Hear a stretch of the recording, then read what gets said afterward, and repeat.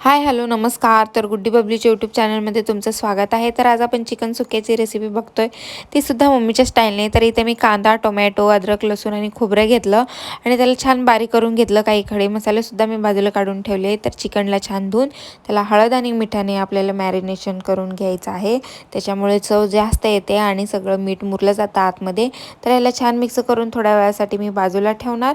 आणि इथे कुकर घेतलेला आहे. कुकरमध्ये थोडंसं तेल आणि आपण बाजूला काढून ठेवलेले काही खडे मसाले टाकले आणि त्याच्यामध्ये लगेच आपल्याला एक बारीक चिरलेला कांदा टाकून छान परतून घ्यायचं आणि त्यानंतर लगेचच आपल्याला मॅरिनेशन केलेलं चिकन याच्यामध्ये टाकून द्यायचं.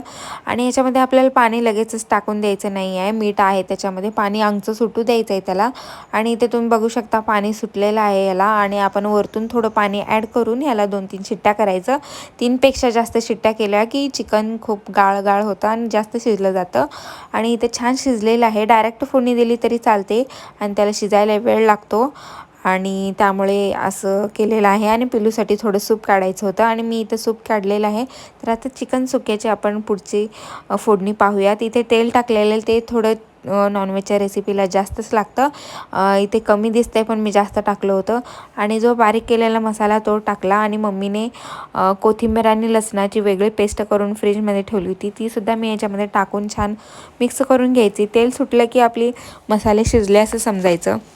आता हे छान शिजलेलं आहे. तर इथे मी धनेपूड, जिरेपूड, गरम मसाला टाकलेला आहे आणि आपलं जो पुडी भेटते पाकिट, जी की चिकन सुक्याची किंवा चिकन रस्स्याची असते, ते सुद्धा टाकलं आणि त्याच्यामध्ये चिकन टाकून छान मिक्स करून घ्यायचं आहे आपल्याला.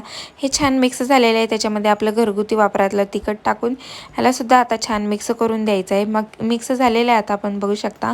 आणि झाकण ठेवून आपल्याला एक 3 ते 4 मिनिट शिजवायचं आहे. चिकन आपलं ऑलरेडी शिजलं होतं, फक्त आपल्याला चटणीला आणि मसाल्याने शिजवायचं होतं. आणि इथे छान तेल सुटलेलं आहे, तुम्ही बघू शकता. म्हणजे आपलं चिकन, चटणी, मसाले सगळं शिजलेलं आहे आणि आपलं तयार आहे चिकन सुक्का.